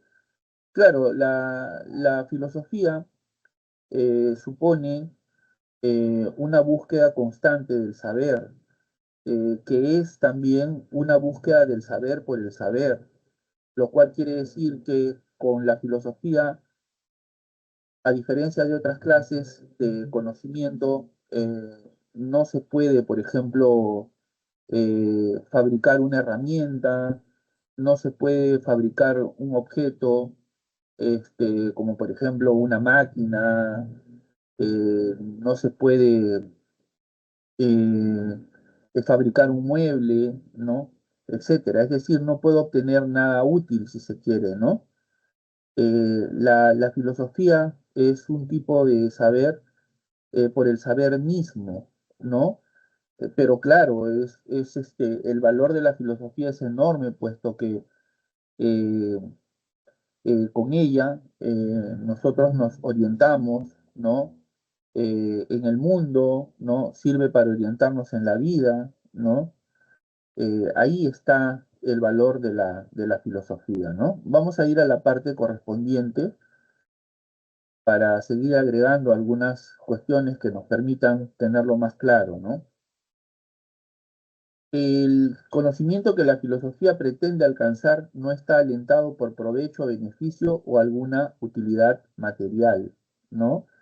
Supone una búsqueda desinteresada del saber, es una búsqueda del saber por el saber mismo, ¿no? O sea, la filosofía, repito, no nos permite lograr algo práctico, no nos permite, como dije, ¿no? Fabricar una herramienta y esas cosas, ¿no? Pero sí, digamos, nos permite orientarnos en el mundo y eso es fundamental para nuestra existencia, ¿no? Muy bien, entonces pasamos ahora a los ejercicios de clase de la semana. Existe una disciplina filosófica que estudia cuando una persona, por así decirlo, posee buenas costumbres y a través del tiempo con los filósofos se ha determinado que ello es posible cuando se es virtuoso. Se obra por deber o las acciones benefician a la mayoría. Estas son las cuestiones que podrían determinar que la persona está por el camino correcto o lo contrario, ¿no? De acuerdo con las disciplinas filosóficas, del enunciado se colige que se está haciendo referencia a la respuesta está en la alternativa E de enano. Se hace referencia a la ética, que estudia los principios rectores de la conducta humana, ¿no? Veamos la solución. El enunciado alude a la disciplina filosófica llamada ética, la cual estudia los principios que pretenden convertirse en rectores de la conducta humana, la virtud, el deber, la felicidad y el bien, ¿no? Entonces, la disciplina filosófica aludida es la ética, ¿no? Bueno, como vimos hace un momento, ¿no? Está aquí, la ética es la disciplina que estudia el fundamento, el alcance y práctica de la moral y los valores morales, ¿no? Quiere decir que el objeto de estudio de la ética es la moral y los elementos que conforman la moral, ¿no? Estudia los principios que quieren ser rectores de la conducta humana, ¿no? La virtud, el deber, la felicidad, el bien, etcétera, ¿no? A eso se refiere la ética, ¿no? Es más, se hace una distinción entre ética y moral, que son palabras que en muchas ocasiones se confunden, es más, se utilizan indistintamente, o sea, se utilizan unas por otras, ¿no? Una por otra, ¿no? Sin embargo, existe una diferencia entre ellas, ¿no? La moral es un conjunto de principios que regulan nuestro comportamiento.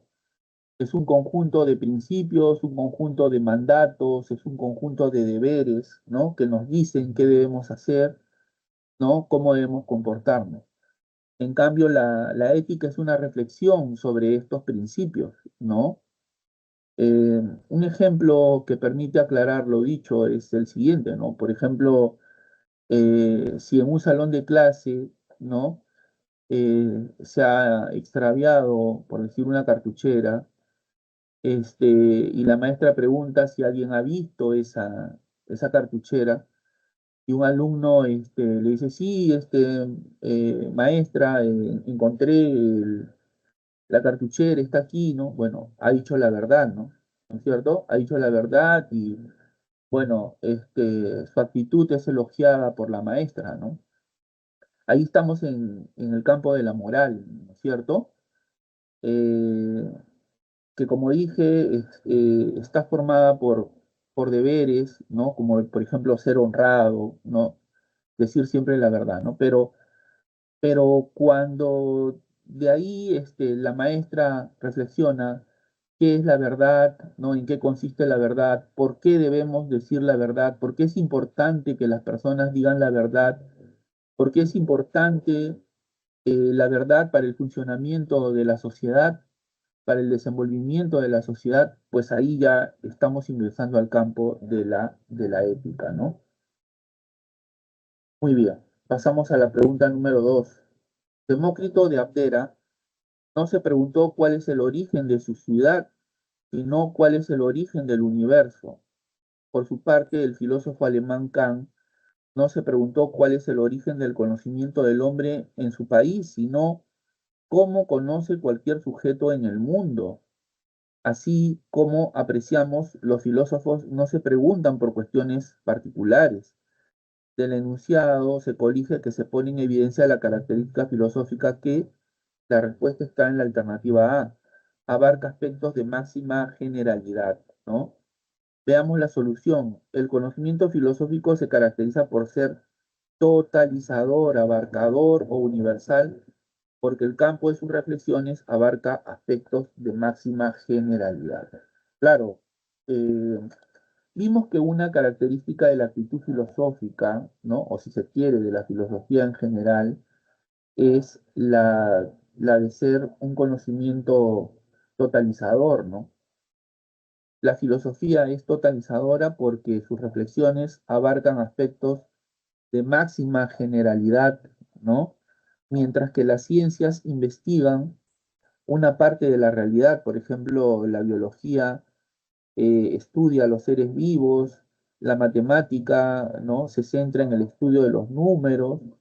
La filosofía, en cambio, estudia cada uno de los aspectos de la realidad, el conocimiento, la vida, los valores, la belleza, la política, etcétera, ¿no?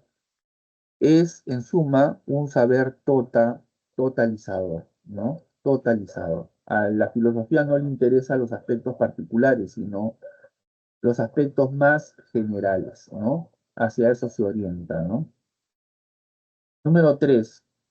Entre los factores que hicieron posible la aparición de la filosofía en Grecia, se encuentra el hecho de que algunos hombres tuvieran ocio y por ello gozaron de tiempo libre para teorizar y discutir con otros ciudadanos, ya sea en los anfiteatros o plazas públicas, sobre distintos temas de su actualidad. De lo expresado se infiere que esto era posible porque los griegos tenían una división socioeconómica que permite afirmar que la respuesta se encuentra en la alternativa A. Eran aristocráticos y poseían una población mayoritariamente esclavista, ¿no? Veamos la solución. En el aspecto socioeconómico, la sociedad griega era aristocrática y se apoyaba sobre una población mayoritariamente de esclavos. En consecuencia, algunos hombres, la aristocracia, tuvieron ocio, o sea, tiempo libre, para teorizar y discutir con otros ciudadanos de distintos temas de su actualidad. Claro, la filosofía, bueno, tal como la entendemos, surgió en Grecia, ¿no? En el siglo VI antes de Cristo, ¿no? Eh, el modo de producción de la Grecia de esa época era un modo de producción esclavista, ¿no?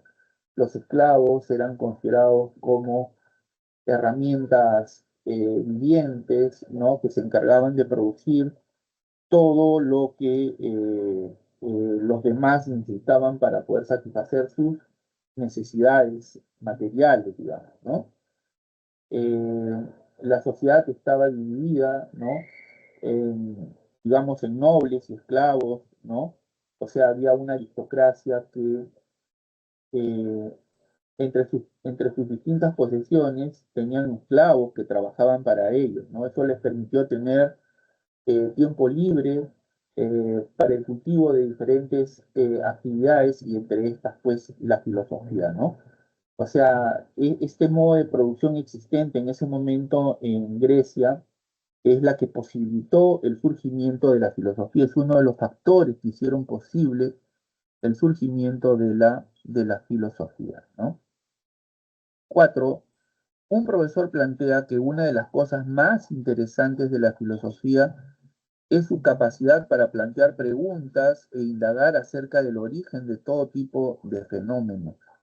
Por ejemplo, hay que ir a la raíz de los problemas y preguntarse sobre los fundamentos de la moral y sobre los principios de los valores.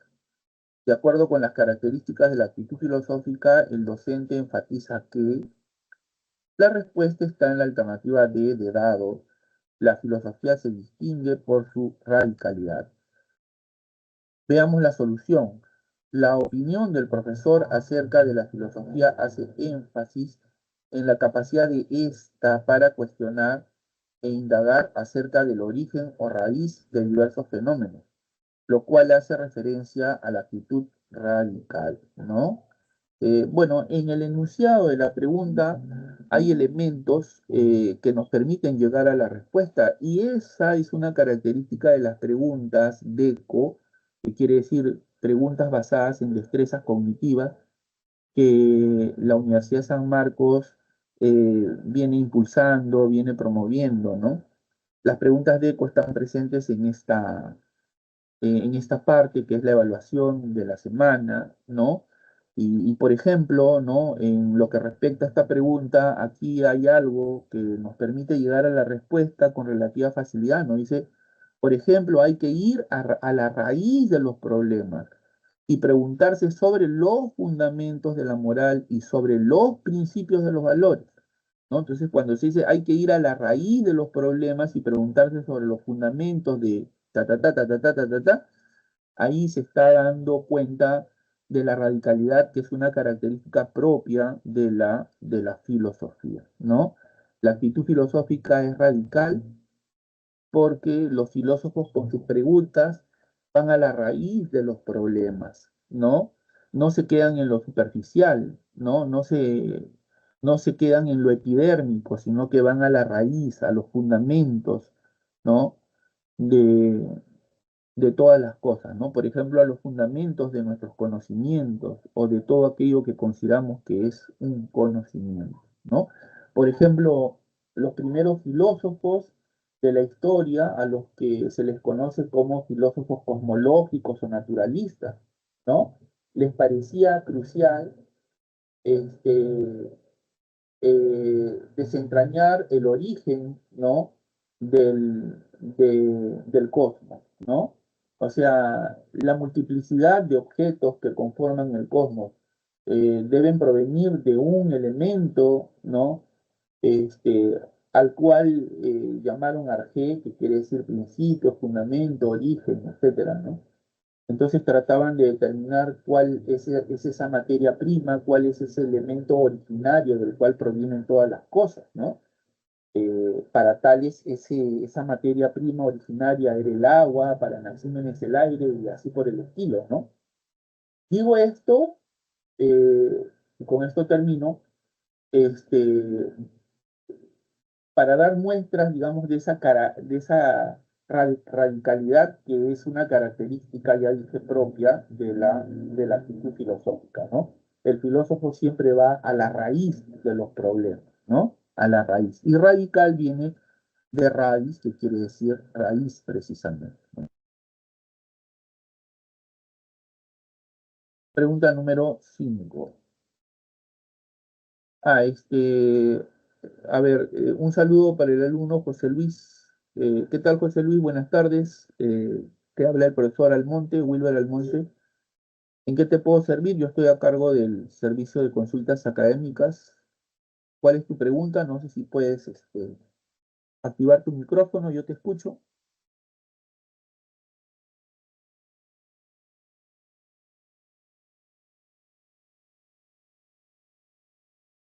¿Qué tal, José Luis? Buenas tardes. No sé si puedes escucharme.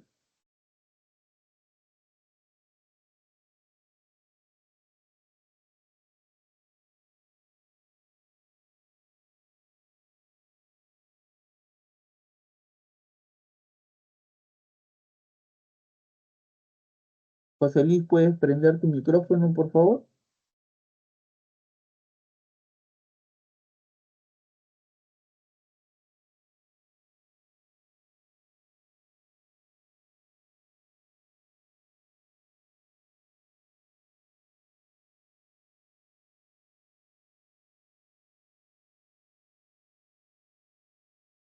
Bueno, mientras José Luis se anima a preguntar, vamos a seguir resolviendo las preguntas. Paso a la pregunta número 5.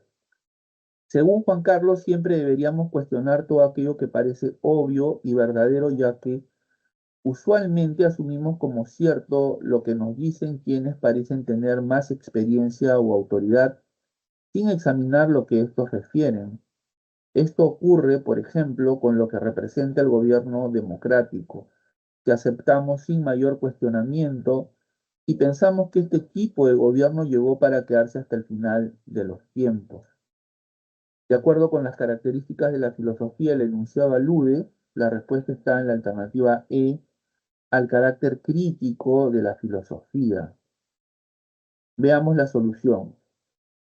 La actitud de Juan Carlos es filosófica en la medida que cuestiona lo que parece evidente, es decir, es crítica, pues se atreve a discrepar y discutir o polemizar tesis o posturas tomadas como verdades absolutas e incuestionables, ¿no? Repito, la actitud de Juan Carlos es filosófica en la medida que cuestiona lo que parece evidente, es decir, es crítica, pues se atreve a discrepar y discutir o polemizar tesis o posturas tomadas como verdades absolutas e incuestionables, ¿no? Bueno, la actitud filosófica es crítica porque el filósofo no da nada por supuesto, ¿no? Al filósofo nada le parece evidente, ¿no? Sino que todo es susceptible de poder ser cuestionado, ¿no? El filósofo examina todo aquello que los demás dan por supuesto, examina todo aquello que para los demás es evidente, es obvio, ¿no? Eh, de esta manera cuestiona supuestas verdades, critica teorías, ¿no? Eh, defendidas o propuestas por los filósofos, ¿no? Ahí se ve el carácter crítico de la filosofía, ¿no? Hace unos momentos le contaba a un estudiante que hay una expresión atribuida a Aristóteles, ¿no? Que expresa muy bien esta característica de la actitud filosófica, me refiero a la criticidad, ¿no? Esta expresión es la siguiente: soy amigo de Platón, pero lo soy más de la verdad, ¿no? Aristóteles, soy amigo de Platón, pero lo soy más de la verdad, ¿no? Cuando Aristóteles dice lo que ya mencioné, ¿no? Soy amigo de Platón, pero lo soy más de la verdad. Bueno, lo que quiere decir es pues que ser amigo de Platón, con todo el cariño, con toda la estimación que le tenía, ¿no? Por haber sido su maestro, por haber aprendido de él muchas cosas, no lo obliga, ¿no? Por eso mismo, a pensar como su maestro, sino que él, este, eh, hace suyas las verdades que él considera, ¿no? Es sabido que Aristóteles criticó la teoría de las ideas de su maestro, ¿no? Para lo cual desarrolló su propia teoría conocida como ilemorfista, ¿no? Mientras que Platón decía que el mundo de las ideas es el mundo verdadero, ¿no? Eh, Mientras que Platón decía que hay dos mundos y el mundo verdadero no es el mundo de las cosas sensibles, sino el mundo de las ideas, Aristóteles decía que hay un solo mundo, ¿no? Que es el mundo de las cosas sensibles, es el único mundo. Ahora, claro, ahí estaba criticando a su maestro, ¿no? Estaba criticando la teoría de las ideas propuesta por Platón, ¿no? Es verdad que hay una coincidencia en el hecho de que Aristóteles coincide con Platón en que las ideas, ¿no?, encierran las esencias de los objetos, ¿no? Pero también les decía que hay una discrepancia, porque mientras que para Platón, ¿no?, el mundo verdadero es el mundo de las ideas, para Aristóteles solo hay un mundo y es el mundo de las cosas sensibles que constan de entes formados por dos aspectos que no se pueden separar. ¿Cuáles son estos aspectos? La materia y la forma, ¿no?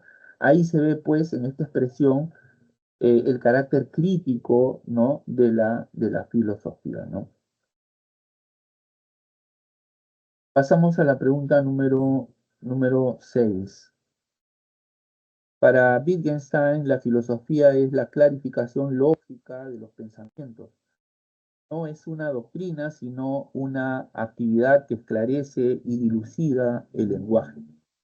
Así, por ejemplo, para el primer Wittgenstein, el lenguaje es cierto cuando coincide con los hechos de la realidad. Repito, así, por ejemplo, para el primer Wittgenstein, el lenguaje es cierto cuando coincide con los hechos de la realidad, ¿no? Del enunciado se deduce que para el pensador aludido, la filosofía es la respuesta está en la alternativa D, una actividad que analiza y aclara el lenguaje. Veamos la solución.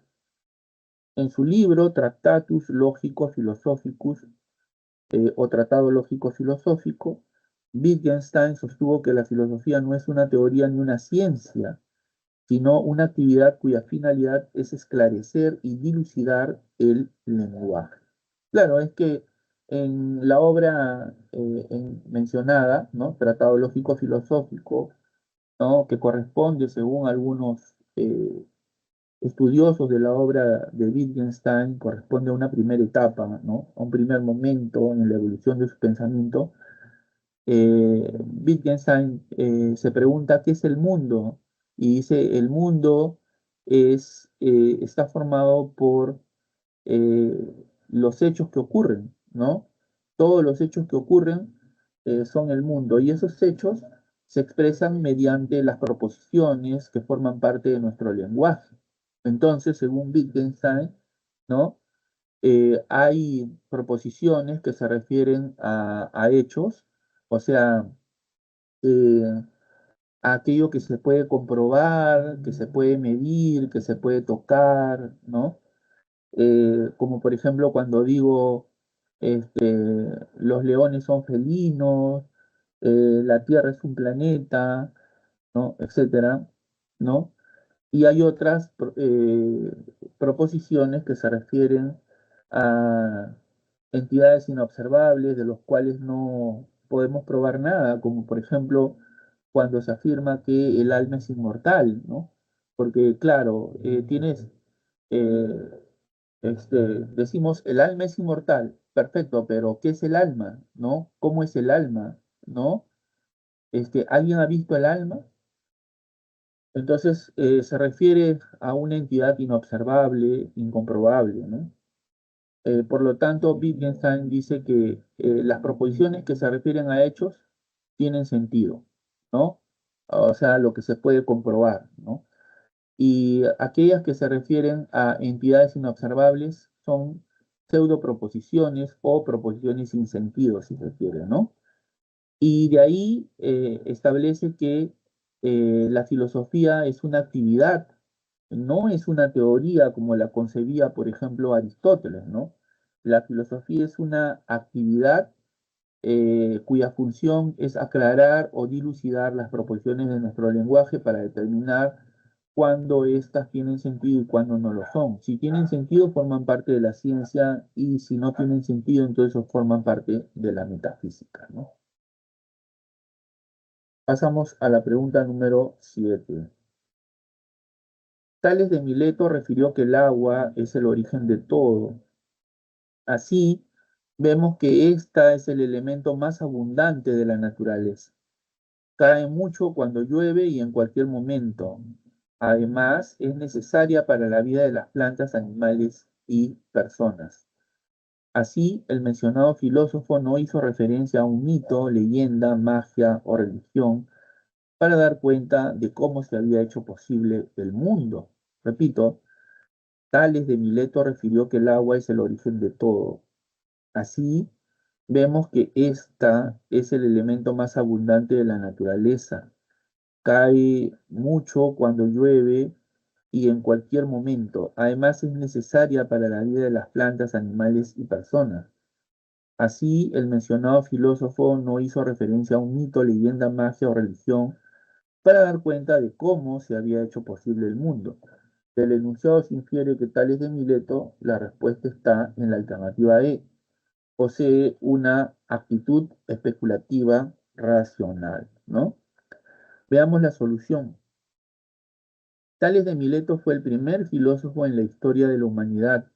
Abrió el paso del mito a logos, razón. Con él empezó la especulación racional. Claro, bueno, eh, hay un hecho que da origen a la filosofía, tal como la entendemos, ¿no? A este hecho se le conoce como el paso del mito al logos, ¿no? O sea, el paso de las explicaciones mitológicas a las explicaciones de carácter racional, ¿no? Tales es considerado el primer filósofo de la historia porque es el primer pensador o el primer hombre, si se quiere, ¿no? Que pensó que este, el origen de todo cuanto existe se encuentra en un elemento que forma parte de la naturaleza. Ese elemento es el agua, ¿no? El agua es el elemento que es el fundamento de todo y pensó tal cosa porque en efecto el agua está presente en todo. Por ejemplo, el hombre en su conformación física, ¿no? Es en gran medida agua, ¿no? Yo diría que más de la mitad, ¿no? O sea, el 60% casi de nuestra composición es líquida, ¿no? Este, el agua es fundamental para que vivamos, ¿no? La utilizamos para nuestras actividades este, comerciales, por ejemplo, para, usamos el agua como una vía para movilizarnos, ¿no? El agua de los ríos, de los mares, para trasladarnos de un lugar a otro, realizar comercio con otros pueblos, ¿no? Usamos el agua para bañarnos, para cocinar, para beber, bueno, tantos fines que tiene el agua, ¿no? Entonces, llegó a la conclusión que el agua es fundamental para la vida, ¿no es cierto? Para la vida, que el agua es fundamental para todo cuanto existe, ¿no? Y de ahí, pues, que él sostuvo que el agua es el principio, es el fundamento de todo, ¿no? No dijo, como se solía hacer, pues, en la antigüedad, que ese principio pues es alguna entidad sobrenatural, ¿no? Eh, no se refirió a los dioses, ¿no? Es decir, a entidades ideales, sino que trató de brindar una explicación racional sobre el origen del cosmos, ¿no? Eso hizo que se le considere pues el primer filósofo de la historia, puesto que es el primero en especular racionalmente, ¿no? En proponer una teoría racional acerca del origen de todas las cosas, ¿no? Terminamos con la pregunta 8. En una conversación de amigos, Pablo le dice a su amigo Fran lo siguiente: los seres humanos que vienen a este mundo ya saben lo que tienen que hacer. Tienen que estudiar la educación básica, luego la preparatoria, si aspiran llegar a la universidad y estar 5 años en la misma. Por último, trabajar 20 años para recién estar libres y descansar. ¿Para eso hemos venido a este mundo? De acuerdo con las disciplinas filosóficas, se colige que la reflexión de Paulo se encuentra enmarcada, repito, en una conversación de amigos, Paulo le dice a su amigo Frank lo siguiente: los seres humanos que vienen a este mundo ya saben lo que tienen que hacer. Tienen que estudiar la educación básica, luego la preparatoria, si aspiran a llegar a la universidad y estar 5 años en la misma. Por último, trabajar 20 años para recién estar libres y descansar. ¿Para eso hemos venido a este mundo?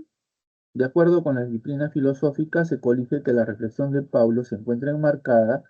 La respuesta está en la alternativa A de avión, en aquella que se preocupa de la existencia y de la condición humana, es decir, la antropología filosófica, ¿no? Puesto que la antropología filosófica estudia la condición humana, el origen y la esencia del hombre, ¿no?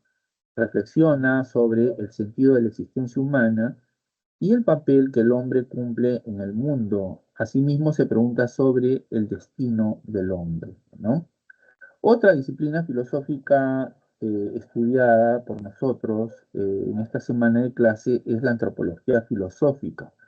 Antropología viene del griego antropos, que quiere decir hombre, o sea, y logos quiere decir teoría, ¿no? Entonces, antropología filosófica es como decir teoría filosófica sobre el hombre, ¿no? Una reflexión filosófica sobre el hombre, sobre su origen, ¿no? Sobre su esencia, sobre su destino, sobre el sentido de su existencia, entre otros temas importantes, ¿no es cierto? En el enunciado de la pregunta considero que hay elementos de sobra para llegar a la respuesta, ¿no? ¿Por qué?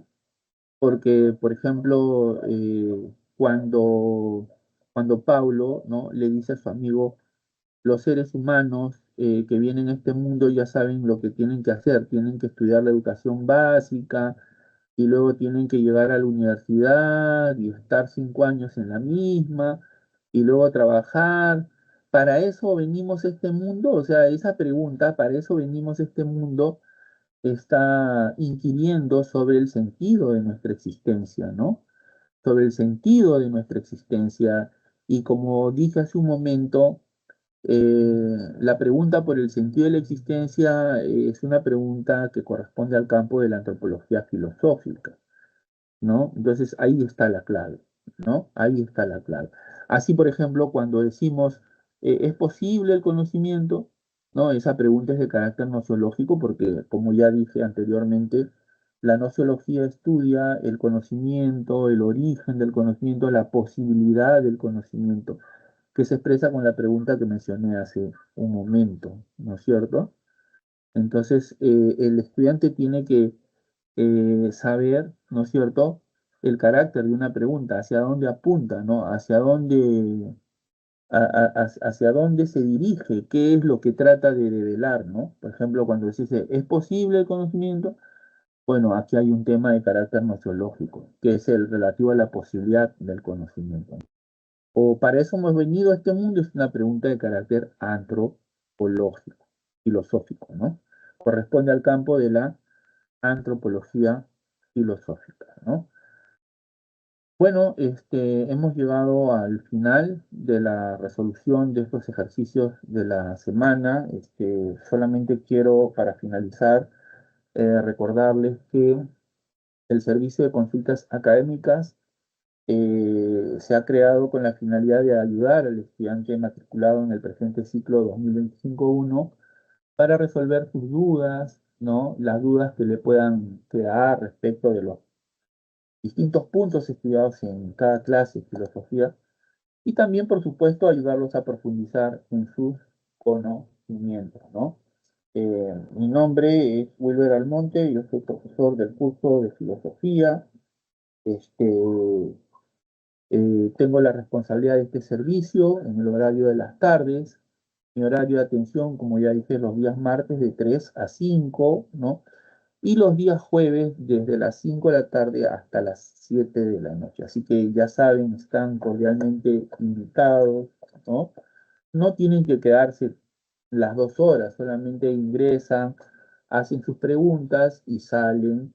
Y si desean pueden volver a regresar, o si ustedes quieren se quedan aquí conmigo, ¿no? Escuchando, eso ya depende de ustedes, ¿no? De cómo ustedes mejor se sienten, ¿no? Bueno, por mi parte eso es todo. Hemos llegado al final de esta sesión, ¿no? A la sesión de esta semana. Eh, Dios mediante, nos vemos en la sesión del día martes de la próxima semana, ¿no? Muchas gracias por su atención, eso es todo. Cuídense mucho, nos vemos, hasta luego.